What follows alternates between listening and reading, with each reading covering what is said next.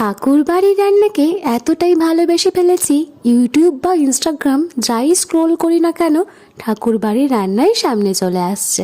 খুব সামান্য উপকরণ দিয়েই এত সুন্দর স্টাইলে রান্না হয়ে থাকে যে তার স্বাদই আলাদা হয়। আজ আমি বানিয়েছিলাম ঠাকুর বাড়ির স্পেশাল রান্না 100 বছরের পুরনো মাটন কারি। 100 বছরের পুরনো ঠাকুর বাড়ির স্পেশাল রান্না সার্চ করলে এই রেসিপিটা তার মধ্যে তো অবশ্যই পেয়ে যাবে। তোমরা যদি এই রান্নাটা ট্রাই করে থাকো, তোমাদের কেমন লেগেছিল কমেন্টসে অবশ্যই জানিও।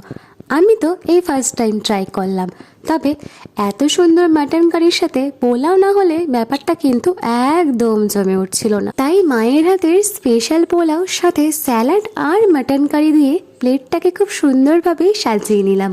ঠাকুর বাড়িতে যখন এই রান্নাটা করা হতো তখন রবি ঠাকুর ভাত না পোলাওয়ের সাথে সেটা ট্রাই করতো সেটা তো আমি বলতে পারবো না, তবে আমি এই প্রথম পোলাওয়ের সাথে ট্রাই করলাম। অনেক গল্প হলো, এবার সেটাকে ট্রাই করবার পালা। কি যে অসাধারণ লাগছিল সেটা বলে বোঝাতে পারবো না।